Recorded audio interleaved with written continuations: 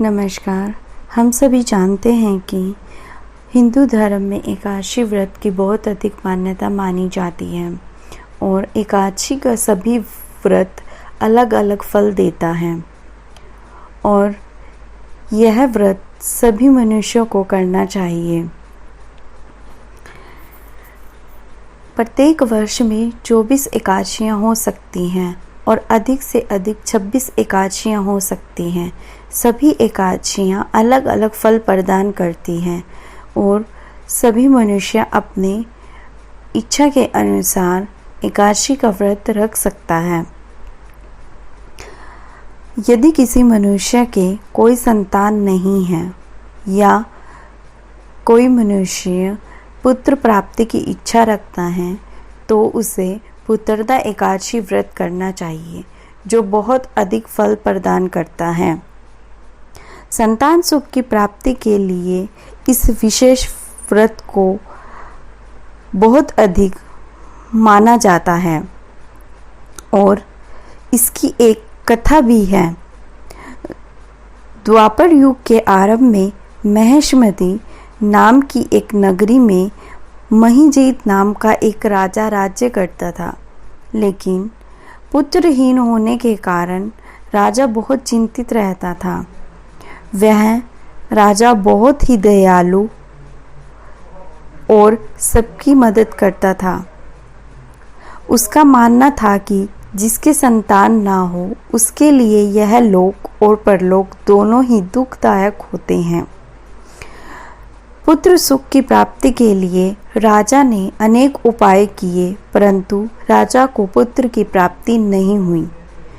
वृद्धावस्था आती देख राजा ने प्रजा के प्रतिनिधियों के साथ भी विचार विमर्श किया। सभी का एक ही मत था कि यदि राजा ने सदा ही धर्म का पालन करते हुए राज्य का संचालन किया है और कभी किसी निर्दोष को नहीं मारा, कभी किसी के साथ अन्याय नहीं किया, तो राजा को संतान सुख क्यों नहीं।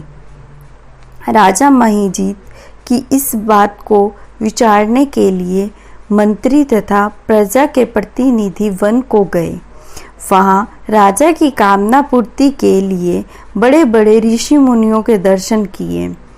एक आश्रम में उन्होंने एक अत्यंत वृद्ध धर्म के ज्ञाता, बड़े तेजस्वी तथा शास्त्रों के ज्ञाता महात्मा लोमेश मुनि को देखा, जिनके शरीर से तेज निकल रहा था।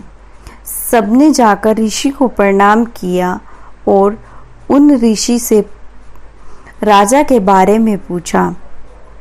लोमेश ऋषि वचनों को सुनकर सब लोग बोले, हे महर्षि, आप हमारी बात जानने में ब्रह्मा से भी अधिक समर्थ हैं, अतः आप हमारे इस संदेह को दूर कीजिए कि महिष्मति पुरी का राजा महिजीत प्रजा का पुत्र के समान पालन करता है और फिर भी पुत्रहीन है, ऐसा क्यों है।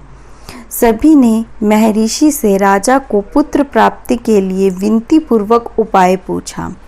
यह सुनकर ऋषि ने थोड़ी देर के लिए नेत्र बंद किए और राजा के पूर्व जन्म का वृत्तांत जानकर कहने लगे कि यह राजा पूर्व जन्म में एक निर्धन वैश्य था। यह एक गांव में व्यापार करने जाता था।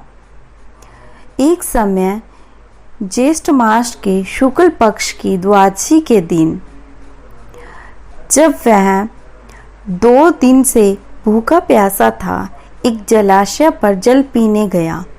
उसी स्थान पर एक तत्काल की ब्याई हुई प्यासी गौ जल पी रही थी।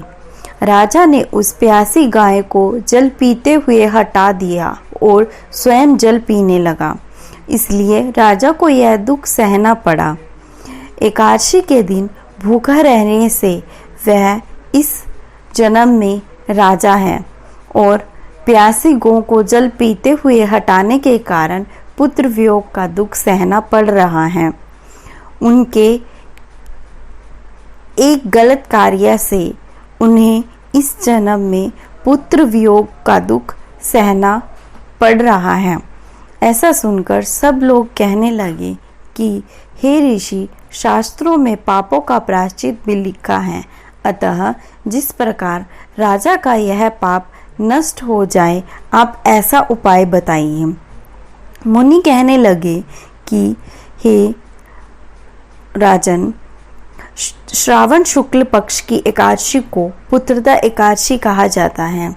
तुम सब लोग व्रत करो और रात्रि को जागरण करो, जिससे राजा का यह पूर्व जन्म का पाप नष्ट हो जाएगा और उन्हें पुत्र की प्राप्ति हो जाएगी।